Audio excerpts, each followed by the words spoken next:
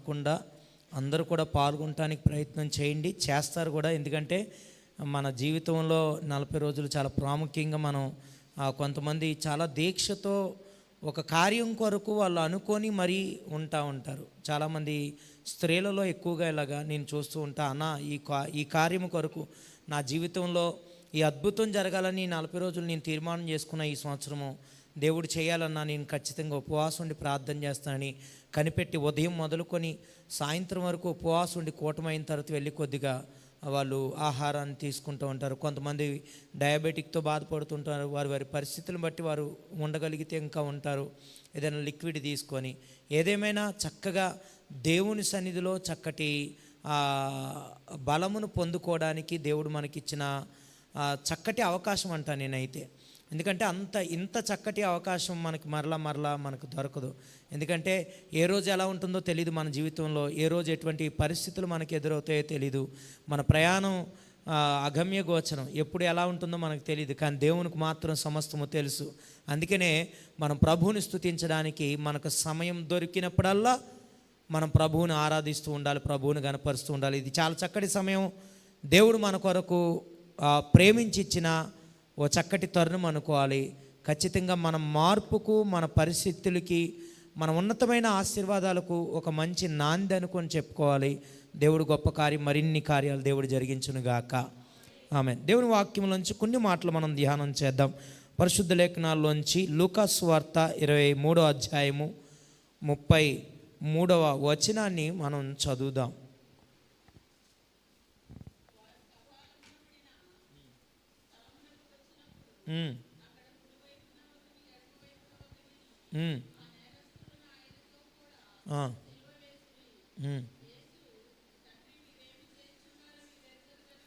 తండ్రి వీరేమి చేయుచున్నారో వీరెరుగరు గనుక వీరిని క్షమించమని చెప్పాను. దేవునికి స్తోత్రాలు చెల్లించుదాం. హల్లెలూయా.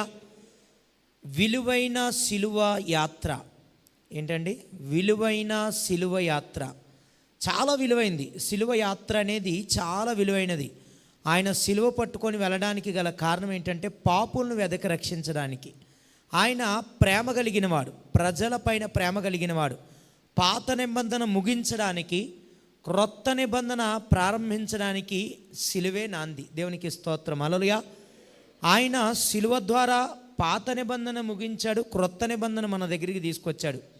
పాత బ్రతుకులను బయటపెట్టి క్రొత్త బ్రతుకులను మనం ఆచరించడానికి, క్రొత్త జీవితాన్ని కలిగి ఉండడానికి, క్రొత్త విధానంలో మనం ముందుకు వెళ్ళడానికి.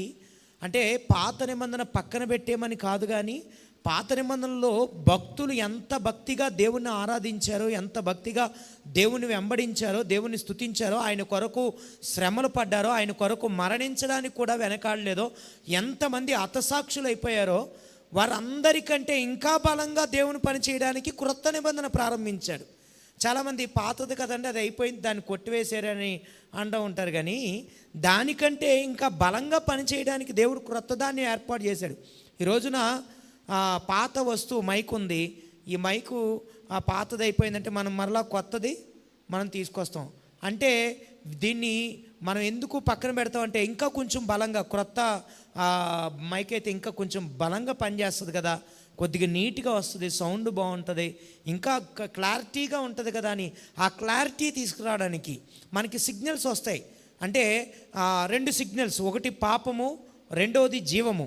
అంటే జీవ మార్గంలోనికి, పరిశుద్ధమైన మార్గంలోనికి వెళ్ళే సిగ్నల్. మనం ఎక్కువగా పాపంతో వచ్చే సిగ్నల్కి మనం స్పందిస్తూ ఉంటాం. మనం ఏ సిగ్నల్ వేస్తే ఆ సిగ్నల్ మన జీవితంలో ఉపయోగకరంగా ఉంటుంది. మనం రాంగ్ సిగ్నల్ వేసామా, మన జీవితంలో అవరోధాలు, శాపాలు, ఇబ్బందులు, కష్టాలు, శ్రమలు, శోధనలు, ఎన్నో ఇబ్బందులు కలుగుతూ ఉంటాయి. అందుకనే దేవుని మార్గంలో వెళ్ళడానికి ఒక తీర్మానం చేసుకొని 40 రోజులు ప్రభువుని వెంబడించాలని మనం అనుకుంటున్నప్పుడు సిలువ ఎంత విలువైందో మనం తెలుసుకోవాలి. సిలువ చాలా విలువైనది. సిలువ యాత్ర చాలా ఇప్పుడే ప్రారంభించాం. అంటే ఈ 40 రోజులు మొదటి రోజు కనుక ఇప్పుడు ప్రారంభించాం.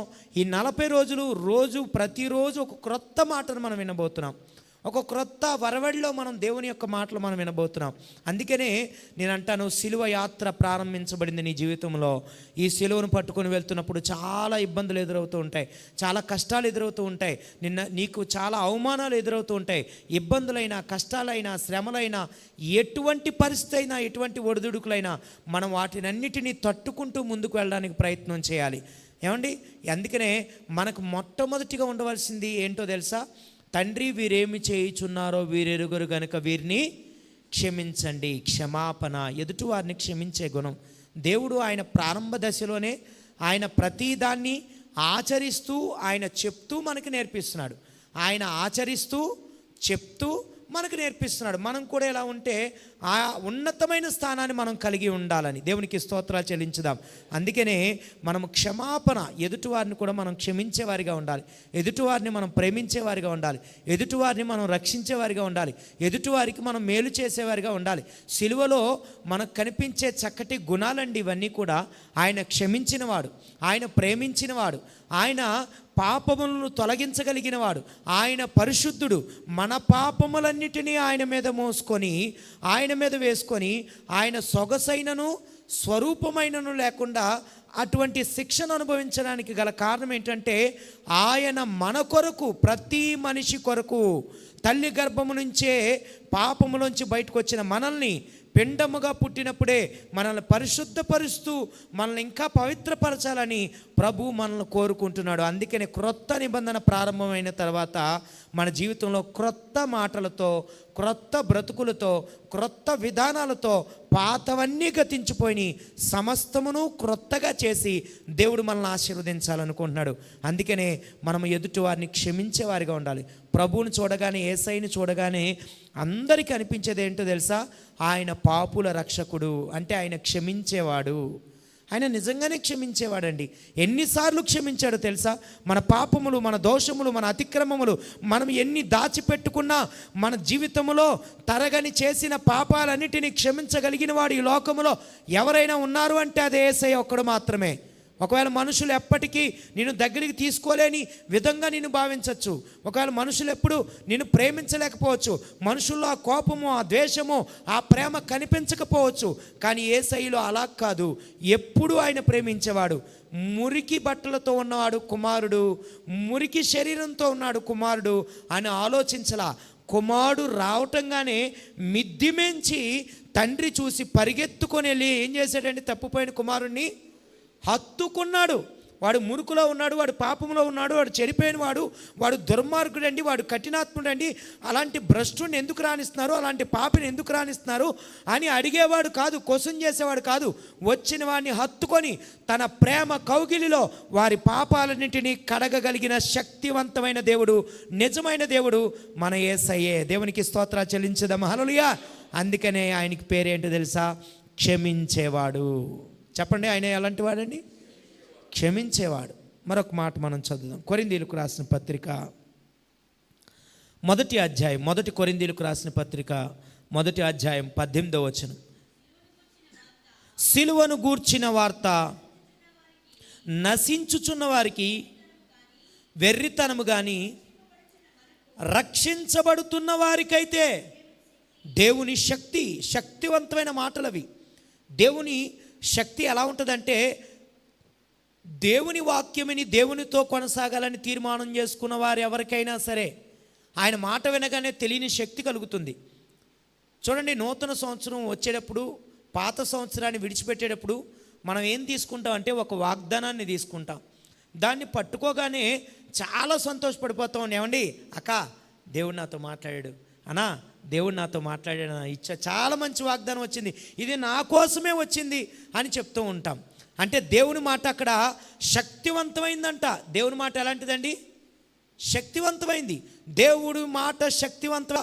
ఆయన మాట ప్రజలను ఆదరించేది, ఆయన మాట ప్రజలను, దారి తప్పి తిరుగుతున్న ప్రజలను రక్షించేది, ఆయన మాట పవిత్రతను కలిగించేది, ఆయన మాట ప్రేమను కలిగించేది, ఆయన మాట పరిశుద్ధతను కలిగించేది, ఆయన మాట స్వస్థత కలిగించేది, ఆయన మాట నీతిని కలిగించేది, ఆయన మాట ప్రవచనాత్మకమైన అనేకమైన అభిషేకంతో కూడిన మాటలు తన సేవకుని నోట్లోంచి సంఘ క్షేమాభివృద్ధికై మాట్లాడేది.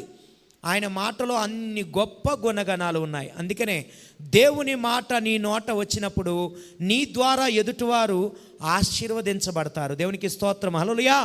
నువ్వు అడుగుపెట్టు ప్రతి స్థలంలో దీవెన కలుగుతుంది.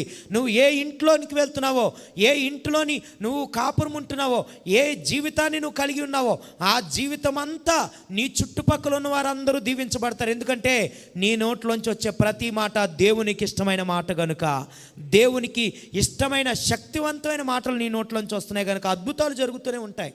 ఏమండి, ఆ దైవజనులు ప్రార్థన చేస్తే మాకు స్వస్థత కలుగుతుందండి. ఎందుకు స్వస్థత కలుగుతుందో తెలుసా?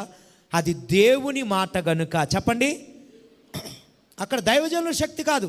ఒక మనిషిగా నుంచుంటాం, మేము మాట్లాడతాం, వెళ్ళిపోతాం, అంతేగాని లేకపోతే ఎవ్వరి శక్తి కాదు, అది దేవుని శక్తి. దేవుడు ఒక్కడు మాత్రమే మాట్లాడగలిగిన వాడు, దేవుడు ఒక్కడు మాత్రమే శక్తివంతమైన కార్యాలు చేసి వారిని వాడుకునేవాడు. దేవునికి స్తోత్రాలు చెల్లించుదాం. హల్లెలూయా.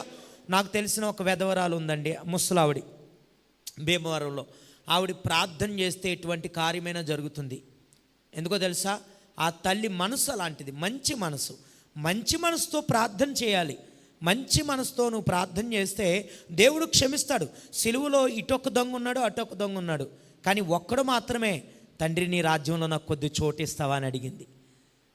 యేసయ్యా అని పిలిచి తన నీ రాజ్యములో చోటిస్తావా అని అడిగింది. నన్ను క్షమించు, నేను చాలా పాపాలు చేశాను, నేను ఈ శిక్షను అనుభవించడానికి అర్హుణ్ణి, కానీ నువ్వైతే అలా కాదు, అన్యాయంగా సిలువను మోస్తున్నావు, అన్యాయంగా నిన్ను శిక్షిస్తున్నారు అని తన పశ్చాత్తాపడిన ఆ విధానం యేసయ్యకి నచ్చింది కనుక, మనసు మంచిది కనుక వెంటనే నేడు నీవు నాతో కూడా పరదేశంలో ఉంది అని దేవుడు వెంటనే శక్తితో నింపాడు. ఆయన మాట ఒక్కసారి మన చెవులో పడితే తెలియని శక్తి కలుగుతుందండి, తెలియని ప్రార్థన అనుభూతి కలుగుతుంది. ఇదిగో దేవుడు నీకు ప్రార్థించే ఒక గొప్ప అనుభూతినిచ్చినప్పుడు దాన్ని నువ్వు అనుభవించాలి. దాన్ని వద్దనుకోకూడదు, దాన్ని కాదనుకోకూడదు. అవకాశం ఉన్నంత వరకు 99% నువ్వు దాన్ని పొందుకోవడానికే ప్రయత్నం చేయాలి. దేవుని మాట క్షమించేది, దేవుని మాట ఇదిగో శక్తితో నింపేది. సిలువ యాత్రలో ఆయన ప్రేమ కలిగిన వాడు, ఆయన క్షమాపణ కలిగిన వాడు, ఆయన శక్తితో నింపగలిగిన వాడు. నువ్వు ఎక్కడికి వెళ్ళి మాట్లాడుతున్నా, ఏమంటే ఆవిడ వచ్చి మాట్లాడితే కాసేపు నాకు ఎంతో ఆదరణ కలిగినట్టు ఉంటుందండి. ఎందుకు ఆవిడ రావాలి అంటే ఆవిడ ఆదరించే మాటలు. అవి ఎవరి మాటలు అంటే నేను అంటాను దేవుని మాటలు.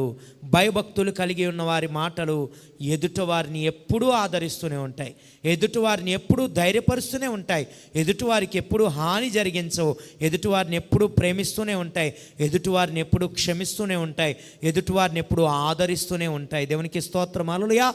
నీ మాట దేవుని సిలువ యాత్ర మొదలుపెట్టిన నీ జీవితంలో ఎదుటివారికి ఎప్పుడూ హాని చేయకూడదు, ఎదుటివారిని ఎప్పుడూ బాధ పెట్టకూడదు, ఎవ్వరికి ఇబ్బందికరంగా నువ్వు ఉండకూడదు, ఎవ్వరికి కష్టకరంగా నీవు ఉండకూడదు.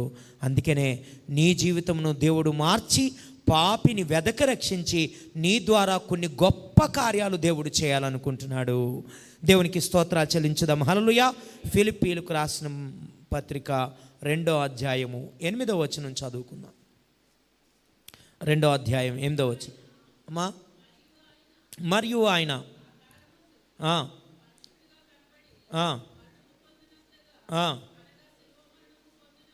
సిలువ మరణము పొందునంతగా విధేయత చూపిన వాడై. దేవునికి స్తోత్రాలు చెల్లించుదాం. హల్లెలూయా. ఆయన యాత్రలో ఏముందో తెలుసండి? విధేయత. చెప్పండి, విధేయత. అమ్మా ఈ పని చేయండి, చేస్తారు. అమ్మా ఇలా ఉండండి, ఉంటారు. అమ్మా ఇది ఇవ్వండి, ఇస్తారు. ఎందుకంటే వారు ఎవరి మాటకు విధేయత చూపుతున్నారంటే నేను అంటాను దేవుని మాటకు. ఎవరి మాటకండి? దేవుని మాటకు విధేయత చూపుతున్నారు, మనుషుల మాటకు కాదు. ఇక్కడ ఎవరి నుంచొని మాట్లాడుతున్నా, ఆ రోజున ఎవరు ఆ వాక్యాలను వివరిస్తున్నా అది దేవుని మాటగా మనం భావించాలి. దేవునికి స్తోత్రాలు చెల్లించదాం. హల్లెలూయా. 7 మాటలు చెప్తారు మన విశ్వాసులు. 7 మాటలు ఒక్కొక్కరు ఒక్కొక్క మాట చెప్తూ ఉంటారు. ఆ రోజు వారితో ఎవరు మాట్లాడుతున్నారంటే నేను అంటాను పరిశుద్ధాత్మ దేవుడు అండి. వారిని నుంచోబెట్టుకొని ఆ రోజు పరిశుద్ధాత్మ దేవుడు వారితో మాట్లాడుతూ ఉంటారు.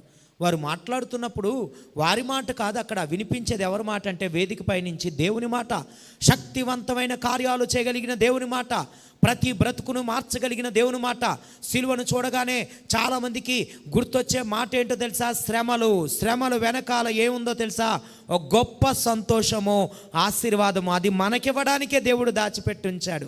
దేవునికి స్తోత్రాలు చెల్లించుదాం. హల్లెలూయా. అందుకనే మొదటి మాట ఆయన ఏమన్నాడు తెలుసా? వీరేమి చేయుచున్నారో వీరు ఎరుగరు కనుక వీరిని క్షమించండి. క్షమాపణలోనే గొప్ప ఆశీర్వాదాలు ఉన్నాయండి. మనల్ని క్షమించాడు దేవుడు, మనల్ని పాపముల నుంచి విమోచించాడు, మనల్ని కడిగాడు, మనల్ని శుద్ధులుగా మార్చాడు. ఆయన శిలువ యాత్రలో మన కొరకు పడిన ప్రయాసే చాలా గొప్పది. దేవునికి స్తోత్రం. హల్లెలూయా. ఎందుకు ఆయన అంత ప్రయాసపడ్డాడో తెలుసా? నిన్ను విధేయుడిగా చేయడానికి. విధేయత ఏంటండి? విధేయత కలిగి మనం ఉండాలి. శిలువ యాత్రలో క్షమించే దేవుడు. ఇంకొకటి ఏంటంటే ఆయన శక్తి కలిగిన మాటలు మనకి పలికించే దేవుడు. ఇంకోటి ఏంటో తెలుసా? విధేయతను మనలో పుట్టించే దేవుడు. మనం ఆయన్ని కలిగి ఉన్నప్పుడు ఆయన పోలికలే వస్తాయి. మనం ఆయనతో నడుస్తున్నప్పుడు ఆయన పోలికలే వస్తాయి. మనం ఆయనతో జీవిస్తున్నప్పుడు ఆయన పోలికలే వస్తాయి. ఒకవేళ ఆయనతో కాక ఇక దేనితో సహవాసం చేసినా మన జీవితంలో అటువంటి భ్రష్టమైన ఆలోచనలు వస్తూ ఉంటాయి. అందుకనే మనం ఖచ్చితంగా తీర్మానం చేసుకోవాలి. ఇదిగో తండ్రి, నేను నీతోనే నడుస్తాను తండ్రి, నీతోనే ఉంటాను తండ్రి, నీతోనే జీవిస్తాను తండ్రి, నువ్వెక్కడికి వెళ్తున్నావో అదే నా మార్గము తండ్రి అని ప్రభుతో ఒక తీర్మానం చేసుకోవాలి. దేవునికి స్తోత్రాలు చెల్లించుదాం. హల్లెలూయా. ఆయన విధేయత కలిగిన వాడు. సిలువలో ఆయన ఎన్ని గుణాలు చూడండి. ప్రేమ కలిగిన వాడు, విధేయత కలిగిన వాడు, కరుణ కలిగిన వాడు. ఏమండి, ఆయన మన పాపముల కొరకు సొగసైనను స్వరూపమైన లేకుండా చాలా చిత్రవద అనుభవించాడు. ఉమ్ము వేయబడ్డారు. ఏమండి, ఆయన తెల్లని అంగి ఎర్రగా మారిపోయింది. అయినా సరే ఎటువంటి పరిస్థితి అయినా తండ్రి చిత్తాన్ని నెరవేర్చడానికి వచ్చిన కుమారుడుగా, ప్రతి మనిషి పాపమును విమోచించడానికి వచ్చిన కుమారుడుగా తన పనిని చక్కగా నిర్వర్తించి వెళ్ళిపోయాడు. ఈ రోజున నేనంటాను, మనం వచ్చిన పనిని, తల్లి గర్భములోంచి నీవు ఈ భూమి మీదకి వచ్చిన ఈ పనిని నువ్వు చక్కగా నిర్వర్తించి ఈ లోక యాత్రను ముగించి నువ్వు వెళ్ళాలి. కానీ ఇక మరొక ఆలోచన అంటూ మన జీవితంలో ఉండకూడదు. దేవునికి స్తోత్రాలు చెల్లించుదాం. హల్లెలూయా. ఎక్కడ విధేయత ఉంటుందో అక్కడ యేసయ్య కనిపిస్తాడు. ఎక్కడ క్షమాపణ ఉంటుందో అక్కడ యేసయ్య కనిపిస్తాడు. ఆ సిలువ కనిపిస్తుంది. ఎక్కడ శక్తి ఉంటుందో అక్కడ సిలువ కనిపిస్తుంది. ఆయన మాటలు కనిపిస్తూ ఉంటాయి. ఏమండి, అక్కడ శక్తివంతమైన కార్యాలు జరుగుతాయండి. అక్కడ శక్తివంతమైన మాటలు వినిపిస్తాయండి. అక్కడ ఆ శక్తివంతమైన క్షమాపణ కలుగుతుందండి. ఎందుకంటే అక్కడ యేసయ్య ఉన్నాడు. దేవునికి స్తోత్రం. హల్లెలూయా. సిలువ ఎక్కడ ఉంటే అక్కడ గొప్ప కార్యాలే. దేవునికి స్తోత్రాలు చెల్లించుదాం. హల్లెలూయా. మనం ఎవరికైనా ప్రార్థన చేస్తున్నప్పుడు కూడా సిలువేస్తూ ఉంటాం. ఇంటి పైన కూడా ఏదైనా ఓపెనింగ్కి వెళ్ళినా అక్కడ సిలువేస్తూ ఉంటాం. ఎందుకంటే తెలుసా? శ్రమలోంచి కట్టబడిన నీవు.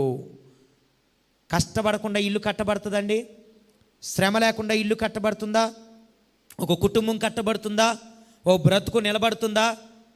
ఇల్లు కట్టి చూడు, పెళ్లి చేసి చూడు అన్నారు పెద్దలు. అంటే ఏదైనా మామూలు విషయం కాదు. దాని వెనకాల చాలా కష్టం ఉంటుంది. వారు అది కట్టిన తర్వాత ఆ శ్రమంతటిని ఆ సిలువలో కనపరిచి, ఇదిగో దేవుడు నిన్ను ఆశీర్వదించాడయ్యా, ఇంత శ్రమలోంచి ఒక సుఖవంతమైన జీవితాన్ని దేవుడు నీకు ఇస్తున్నాడు. దేవునికి స్తోత్రం. అప్పటి వరకు నువ్వు సైకిల్ మీద తిరిగావు కదా, దేవుడు నీకు బండి ఇచ్చాడు. అప్పటి వరకు బండి మీద తిరిగావు కదా, దేవుడు నీకు కారు ఇచ్చాడు. అప్పటి వరకు కారులో తిరిగావు కదా, ఇదిగో దేవుడు నీకు మంచి లగ్జరీ కార్సు, ఇదిగో మంచి ఫ్లైట్లో తిప్పుతున్నాడు దేవుడు నిన్ను. ఇదిగో అప్పటి వరకు తిరిగిన దానికంటే ఉన్నతమైన స్థానాన్ని నేను నీకు ఇస్తున్నాను. ఎందుకంటే నీ దగ్గర విధేయత కనిపిస్తుంది నాకు. విధేయత ఎవరి దగ్గర కనిపిస్తుందో దేవుడు వారిని ఆశీర్వదిస్తాడు. విధేయత కలిగిన వారికి దేవుడు మేలే చేస్తూ ఉంటాడు.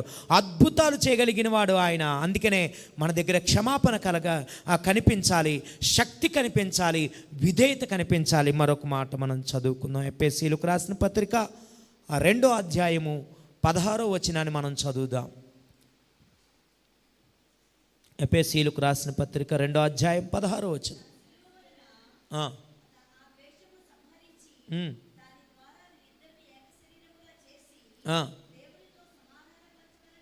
దేవునితో సమాధానపరచవలనని. దేని కొరకు మనకి సిలువ కనిపిస్తుందో తెలుసా? సమాధానపరచవలనని. ఎవరితో? ఏకంగా దేవునితో సమాధానపరచవలనని. మనుషులతో కాదు, దేవునితో సమాధానపరచవలనని. దేవుడు ఎందుకు ఈ లోకానికి వచ్చి, నువ్వు దేవునితో ముందు సమాధానంగా నువ్వు నడుచుకోవడం నేర్చుకుంటే నీకు ఎవరు విరోధులు ఉండరు, నీకెవరు శత్రువులు ఉండరు. ఎందుకంటే నువ్వు దేవునితో సమాధానంగా ఉన్నావు కనుక, దేవుడు నీ దగ్గర నివసిస్తున్నాడు కనుక, నీవు ఎవరిని చూసినా ఎవరు నిన్ను చూసినా వారికి నీ మీద ప్రేమే కలుగుతుంది, జాలి కలుగుతుంది, కరుణ కలుగుతుంది. ఏమండి, నిన్ను ప్రేమించాలని, జాలిపడాలని, నిన్ను ఇంకా ఏదైనా చేయాలని, మంచి చేయాలడానికి ఇష్టపడుతూ ఉంటారు. అంటే ఇదిగో నేను అంటాను, సమాధానం లేని నీ జీవితంలో దేవుడు సమాధానాన్ని ఇవ్వడానికి వచ్చి ఉన్నాడు.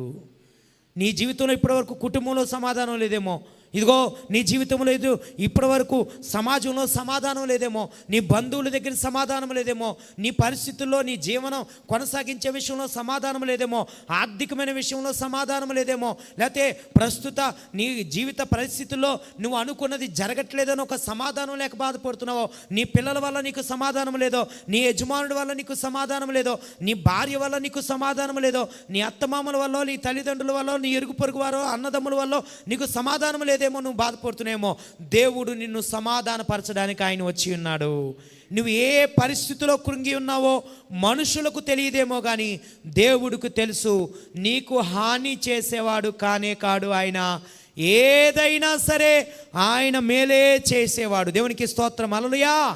నువ్వు ఈ రోజున ఆలోచిస్తున్నావు, నీ ఆలోచనలన్నీ మనుషుల కంటే దేవుడు ఎక్కువగా నిన్ను పరిశీలన చేస్తున్నాడు. నీ ఆలోచనలు మంచివైతే దేవుడు నీకు ఎప్పుడూ మంచిగా చేస్తూ ఉంటాడు. కొంతమంది పక్కన వాళ్ళు కీడు కోరుతూ ఉంటారు, పక్కన వాళ్ళని ద్వేషిస్తూ ఉంటారు, పక్కన వారితో సమాధానం ఉండదు. అలా ఉండకూడదు. మనం ఎప్పుడు అందరితో సమాధానం ఉండాలి. శత్రువులను సైతం నువ్వు మిత్రులుగా భావించి ప్రేమించగలగాలి, ప్రార్థన చేయగలగాలి. ఎటువంటి పరిస్థితుల్లో నేను బాధ పెడుతున్నా ఉండొచ్చు, ఎటువంటి స్థితులైనా కావచ్చు, నువ్వు ఎంత ఇబ్బంది పడుతున్నా ప్రతి దానిలో నిన్ను నీవు దేవునికి సమర్పించుకొని నువ్వు ప్రార్థన చేయి. నీ పక్షాన యుద్ధము చేయవాడు దేవుడే, నీ పక్షాన సమాధానమునిచ్చేవాడు దేవుడే. సమాధానం లేని నీ జీవితంలో సమాధానాన్ని ఇచ్చేవాడు ఆయనే, శక్తి లేని నీ జీవితంలో శక్తినిచ్చేవాడు ఆయనే, క్షమాపణ లేని నీ జీవితంలో క్షమించేవాడు ఆయనే. నీ సిలువ యాత్రలో నీకు విరోధులంటూ లేకుండా చేయగలిగిన వాడు ఆయనే. దేవునికి గట్టిగా చప్పలు కొడదామా? గట్టిగా చప్పలు కొడుతూ ప్రభు నామాన్ని కనపరచుదాం. ఎందుకంటే నీకు విరోధి ఎవరు అంటే అపవాదే. ఆ విరోధి నీ దగ్గర ఉండకుండా నిన్ను ఏమండి క్షేమముగా నడిపించగలిగిన వాడు ఆయనే. అందుకనే మనం చాలా విషయాల్లో దేవునికి నచ్చినట్టు మనం నడవడానికి ప్రయత్నం చేయాలి. ఇదిగో అపవాది మన దగ్గరే ఉంటాడు, దేవుడు మన దగ్గరే ఉంటాడు. మనం ఏ సిగ్నల్కి ఎక్కువగా మనం లోనైపోతామో అదే మన జీవితంలో పనిచేస్తూ ఉంటుంది. అందుకనే మనం ఎప్పుడు కూడా దేవునికే గ్రీన్ సిగ్నల్ ఇవ్వాలి, దేవునితోనే నడవడానికి ప్రయత్నం చేయాలి. ఈ శిలువ ధ్యాన కోడికల్లో నువ్వు ధ్యానిస్తున్న ప్రతిరోజు, వాక్యాన్ని పట్టుకున్న ప్రతిరోజు శిలువలో ఉన్న ప్రేమ కనిపించాలి, శక్తి కనిపించాలి, క్షమాపణ కనిపించాలి, విధేయత కనిపించాలి. ఇదిగో అటువంటి గుణగణాలు నీలో కనిపిస్తున్నప్పుడు యేసయ్యే నీ దగ్గర ఉన్నట్టు కనిపిస్తుంది. అందరూ చూసి ఏమండి ఆవిడ ప్రార్థనకి వెళ్ళేవాడండి, ఆయన ప్రార్థన చేసేవాడండి, ఆయన అలాంటోడు కాదండి అని చెప్పగలుగుతారు. ఎదుటివారు నీ గురించి చెప్పే సాక్ష్యము మంచిదగినట్లుగా నీ జీవితాన్ని ఈ రోజు నుంచి మార్చబోతున్నాడు. మన బ్రతుకుల్ని ఈ రోజు నుంచి మార్చబోతున్నాడు. దేవుడు ఇంకా ఉన్నతమైన ఆశీర్వాదాలు ఇవ్వబోతున్నాడు. అందరం కూడా వాటిని జ్ఞాపకం చేసుకోవాలి. ఇంకొక మాట మీకు చెప్తాను, వినండి. పరిశుద్ధ గ్రంథంలోంచి కొలస్సీలకు రాసిన పత్రిక 1వ అధ్యాయం 20వ వచనం చదవండి.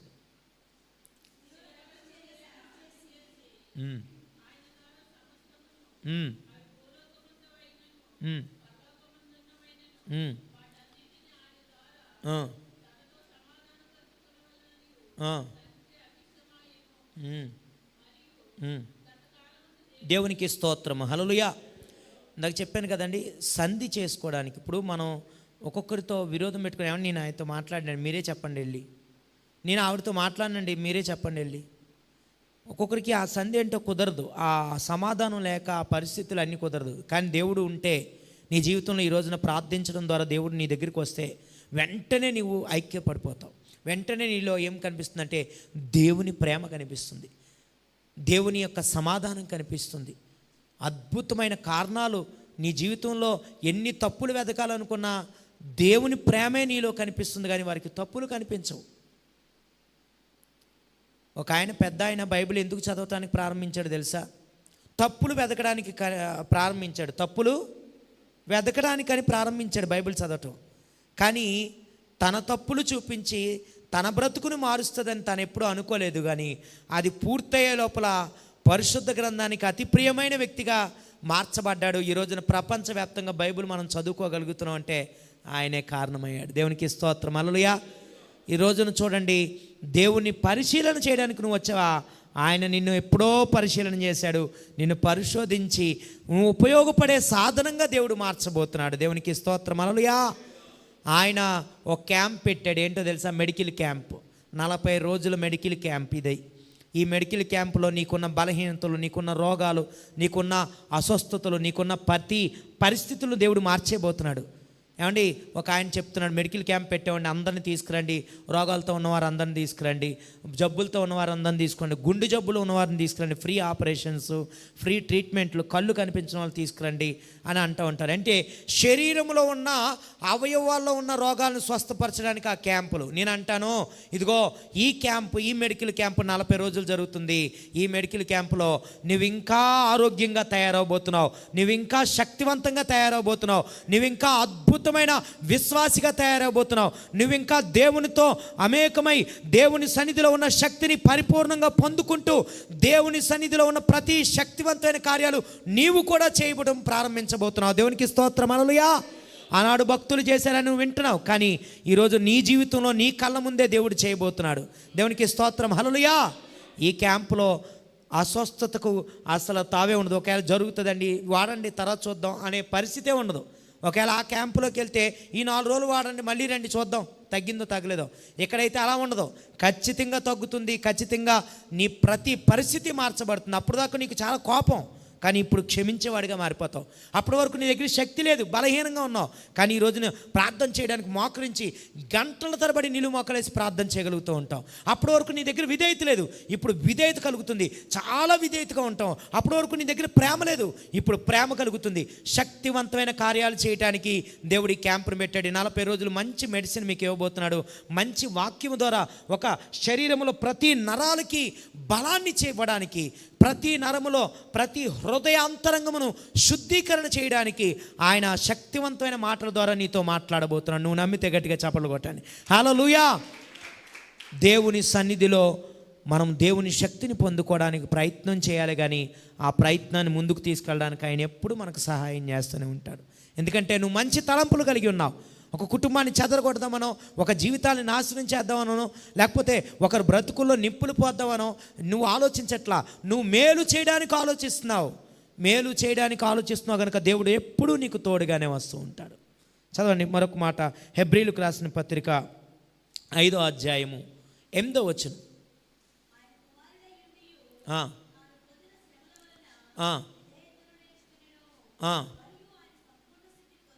శ్రమలు. దేవునికి స్తోత్రాలు చెల్లించుదాం. హల్లెలూయా. ఆయన మన కొరకు ఏం పడ్డాడండి? శ్రమలు. చాలామందికి మేలు కోసమే చర్చికి వస్తారు, అద్భుతాలు జరగడానికే చర్చికి వస్తూ ఉంటారు, దీవెన పొందుకోవడానికే చర్చికి వస్తూ ఉంటారు, కార్యాలు జరగకపోతే ప్లేస్ మార్చేస్తూ ఉంటారు. అది కాదండి నేను అనేది. ఏంటో తెలుసా?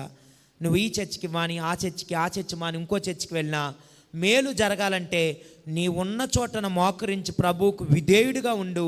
ఇదిగో నీ శ్రమలో నిన్ను రక్షించేవాడు యేసయ్యే. గట్టిగా చప్పలు కొడదామా? హల్లెలూయా. నీ ప్రతి కష్టములో, ప్రతి శ్రమలో నిన్ను రక్షించేవాడు ఆయనే, శిక్ష నుంచి తప్పించేవాడు ఆయనే, నిన్ను కాపాడేవాడు ఆయనే, ముదిమి వచ్చే వరకు నిన్ను ఎత్తుకునేవాడు కూడా ఆయనే. నీ ఎముకలు చెమ్మగిలినప్పుడు, నీ ఎముకలు బలహీనమైనప్పుడు, నీ శ్రమలో, నీ బాధలో, నీ కష్టములో నిన్ను ఓదార్చేవారు లేనప్పుడు, నీ శ్రమలో దేవుని మాట ఎప్పుడు నిన్ను ఓదారుస్తుంది. బాధ కలిగినప్పుడు, వేదన కలిగినప్పుడు మోకరించండి, ప్రార్థన చేయండి. ఎంత ధైర్యం కలుగుతుందో. దేవుడు వెంటనే దిగి వచ్చి కార్యం చేసి వెంటనే క్షమించి మన ప్రార్థనలకు ఇస్తాడు. ఎందుకు అంత ప్రేమ ఆయనకు అర్థం కావట్లేదు. మనం ఎంత దుర్మార్గులం అంటే, ఎంత పాపులం అంటే, ఎంత భయంకరమైన భ్రష్టమైన మనస్తత్వం అంటే మనది అలాంటి మనస్తత్వం. అయినా సరే ఇంకా ప్రేమించి ఆయన ఎప్పటికీ ప్రేమిస్తూనే ఉంటాడా? ఎందుకు ఎంత ప్రేమ? కన్నీటితో ఆయన పాదాలను కడిగిన ఆయన రుణాన్ని మనం తీర్చలేం. ఎన్నిసార్లు మనుషులందరూ పక్కన పెట్టేసినా, మనుషులందరూ దూరం చేసినా, ఎన్ని శ్రమలు పెట్టినా దేవుడు మాత్రం ఎప్పుడు విడిచిపెట్టలేదు. ఎందుకంటే ఆయనకి అంత ప్రేమ అంటే, నిన్ను కన్నాడు గనుక, నిన్ను కొన్నాడు గనుక, ఆయన రక్తము కార్చి నిన్ను కొన్నాడు గనుక, ఆయన నిన్ను కన్నాడు గనుక, ఆ ప్రసవ వేదన పడిన దేవునికి మాత్రమే తెలుస్తుంది ఆ విలువ. అందుకనే మన విలువ తెలుసు కనుక మనల్ని ఎక్కడ పోగొట్టుకోవడానికి ఇష్టపడట్లేదు.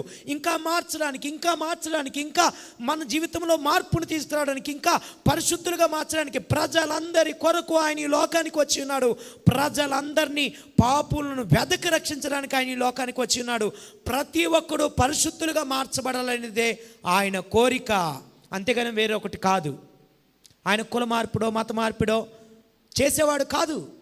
ఆయన ప్రేమతో హెచ్చరించి, ప్రేమతో గద్దించి, ప్రేమతో ఆయన నిర్వచనం ఏంటో, ఆయన పరిస్థితులు ఏంటో మనకు తెలియజేసి, అలా ఉంటే మీకు క్షేమం అని చెప్పగలిగిన గొప్ప దేవుడు. దేవునికి స్తోత్రాలు చెల్లించుదాం. హల్లెలూయా. నువ్వు ఖచ్చితంగా ఇలా చేస్తేనే అంటే మన బ్రతుకులు ఏమైపోయాయండి? ఇలా చేస్తే మంచిది, ఇలా చేస్తే మాత్రం నీ కీడు, నీ ఇష్టం, నువ్వు ఎలా చేస్తావో అది నీ ఇష్టం అని మనకు వదిలేశాడు. పరిస్థితులన్నీ మనకు అనుకూలంగా మార్చాడు. ఎందుకో తెలుసా? మన బ్రతుకుల్లో దేవుని శక్తిని నింపడానికి, దేవుని పరిశుద్ధతను నింపడానికి, దేవునికి ఇష్టమైనట్టు మనం నడుచుకోవడానికి దేవుడు మనకు అవకాశం అసలు వీడు ఎలా ఉంటాడు? వీడికి స్వతంత్రాన్ని ఇచ్చాను కదా, వాక్ స్వతంత్రాన్ని ఇచ్చాడు, ఆలోచన స్వతంత్రాన్ని ఇచ్చాడు, వ్యక్తిగత నిర్ణయాలు తీసుకునే స్వతంత్రాన్ని ఇచ్చాడు, ఎక్కడ కావాలంటే అక్కడికి తిరగగలిగిన స్వతంత్రాన్ని ఇచ్చాడు. దాన్ని దుర్వినియోగం చేస్తాడా? దాన్ని ఉపయోగకరంగా మార్చుకొని నాకు ఇష్టంగా జీవిస్తాడా అని ఆలోచన చేస్తూ ఆయన ముందుకు నడిపిస్తున్నాడు. మనము ఎలా నడుస్తామనేది మన చేతిలో ఉంది. ఎలా ఆశీర్వదించాలో ఆయన ఎప్పుడో డిసైడ్ చేశాడు. కానీ ఆశీర్వాదాన్ని పోగొట్టుకుంటున్నామా, దాన్ని పొందుకుంటున్నామా అనేది మన చేతిలోనే ఉంది. అది మాత్రం ఖచ్చితంగా. దేవుని స్తోత్రం. హల్లెలూయా. కొంతమందికి వెంటనే కలగచ్చు, కొంతమందికి ఆలస్యం అవ్వచ్చు. కానీ ఏదైనా సరే దేవుడు మేలు చేసేవాడు. మార్పు తీసుకొచ్చేదాకా ఆయన ప్రయత్నం చేసి, మార్పు తీసుకొచ్చిన తర్వాత మేలులన్నీ తీసుకొచ్చి నీ కౌగిట్లో పెట్టగలిగిన శక్తివంతమైన దేవుడు మన దేవుడు యేసయ్య. గట్టిగా చెప్దాం హల్లెలూయా, హల్లెలూయా. ఎన్ని గొప్ప కార్యాలండి. చూడండి, మరొక మాట మనం చదువుకుందాం పరిశుద్ధ గ్రంథంలోంచి. హెబ్రీయులకు రాసిన పత్రిక 12వ అధ్యాయం 2వ వచనం చదవండి. 12వ అధ్యాయం 2వ వచనం. ఇంత గొప్ప సాక్షి సమూహము మేఘము వలె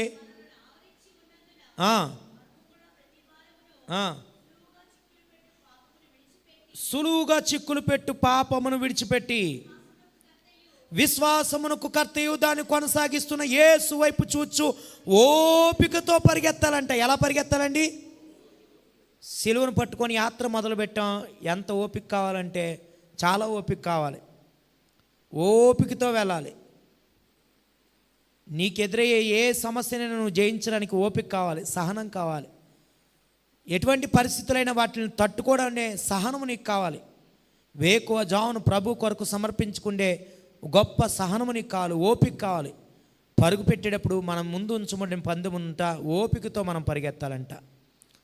చాలా గొప్ప పందాన్ని దేవుడు పెట్టాడు. దాన్ని ఓపికతో సహనంతో మనం పరిగెత్తగలిగితే విజయం మందే. దేవునికి స్తోత్రం. హల్లెలూయా.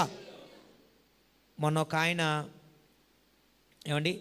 ఆయన ఒక మాట చెప్తున్నాడు. అన్నా, కొద్దిగా నేను సహనంతో ఓర్పుతో ఉంటే నేను ఈ జైలు జీవితాన్ని 2.5 సంవత్సరాలు అనుభవించేవాడిని కాదన్నా. ఆ ఓపిక సహనం నాలో నశించిపోయి నేను కొట్టినందుకు, వారికి తలకాయ పగిలినందుకు, వాడు చనిపోయినందుకు 2.5 సంవత్సరాలు జైల్లో నేను శిక్షణ అనుభవించి బెయిల్ మీద నేను బయటకు వచ్చానన్నా. ఇదంతా జరగడానికి కారణం ఏంటంటే నేను సహనాన్ని కోల్పోయాను, ఓర్పును కోల్పోయాను. ఇదిగో నేను చేసిన తప్పుకి నేను శిక్షణ అనుభవించానన్నా అని అంటున్నాడు. పశ్చాత్తాపడుతున్నాడు. నేను అంటాను, నువ్వు నిజంగా అలాంటి పశ్చాత్తాపం కలిగి నీవు ఉంటే గనక ఎటువంటి పరిస్థితుల్లోనైనా దేవుడు నేను రక్షించగలిగిన వాడన్నా అని చెప్పి నేను ఓదార్చాను. ఒక మాట చెప్తున్నాను, ఆ ఓర్పు కలిగి మనం ఉండడం ద్వారా, సహనము కలిగి మనం ఉండడం ద్వారా మనం ఎన్నో గొప్ప కార్యాలు మనం చూడగలుగుతాం. దేవునికి స్తోత్రాలు చెల్లించదాం. హల్లెలూయా. మనం సహిస్తూ అన్ని విషయాల్లో దేవునికి విజయ సంకేతాలు మనం ఇవ్వాలి. కానీ మన దగ్గర నుంచి రాంగ్ సిగ్నల్స్ అస్సలు వెళ్ళకూడదు. అంటే రాంగ్ కాల్స్ అసలు వెళ్ళకూడదు, రాంగ్ సిగ్నల్స్ అసలు వెళ్ళకూడదు. దేవునికి ఇష్టము లేనిది ఏది మన దగ్గర కనిపించకుండా దేవుడు మనలందరినీ పవిత్రులుగాను పరిశుద్ధులుగాను ఆయనకి ఇష్టమైన జన సమూహముగా దేవుడు మనల్ని ఈ లైవ్లో ఈ కార్యక్రమాన్ని చూస్తున్న వారందరినీ కూడా దేవుడు ఆశీర్వదించును గాక. నేను చివరిగా ఒక్క మాటను మీకు జ్ఞాపకం చేసి ఈ కార్యక్రమాన్ని నేను ముగిస్తాను. చదవండి కొలస్సీలకు రాసిన పత్రిక 2వ అధ్యాయము 15వ వచనం.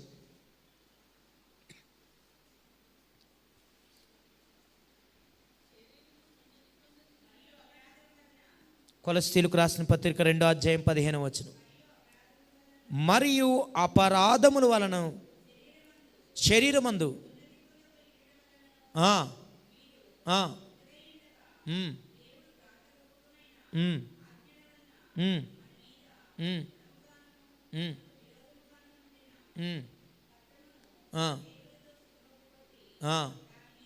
మేకులతో సిలువకు కొట్టి ఆయన చేతులను మనకు విజయాన్ని ఇచ్చాడు. అపవిత్రులుగా ఉన్నప్పుడు, శాపముతో ఉన్నప్పుడు, ఇబ్బందుల్లో ఉన్నప్పుడు, కష్టముల్లో ఉన్నప్పుడు, శోధనలో ఉన్నప్పుడు, వేదనలో ఉన్నప్పుడు, మనం అందరికీ కీడు చేసేవారిగా ఉన్నప్పుడు, ఎవరిని మన దగ్గరికి రానివ్వకుండా మనం అందరికీ విరోధులుగా ఉన్నప్పుడు, మన కొరకు, మన పాపముల కొరకు, మన అతిక్రమముల కొరకు మేకులతో ఆయన చేతిలో కొట్టబడిందంట. దేవునికి స్తోత్రం, హల్లెలూయా. ఎందుకో తెలుసా?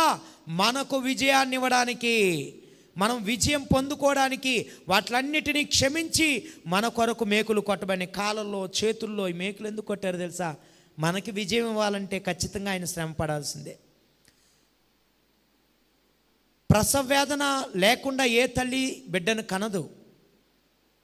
ఒకవేళ ఇప్పుడు ఆపరేషన్ చేసి తీసేసినా కొద్దిగా బాధ అయినా ఉంటుంది కదండి. కొద్దిగా బాధ అయినా, అంత వేదన నుంచి కొద్దిగా తప్పి మొత్తం ఇచ్చేసి చేసినా కొద్దిగా వేదనైనా ఉంటుంది. ఎలాగైనా ఒక్కసారి ఆ సిజరీన్ చేసిన తర్వాత గాయపరచబడిన ఆ దేహం ఎప్పటికీ కూడా ఆ బలహీనతని ఎప్పుడోకప్పుడు వాళ్ళకి కనిపిస్తూనే ఉంటుంది.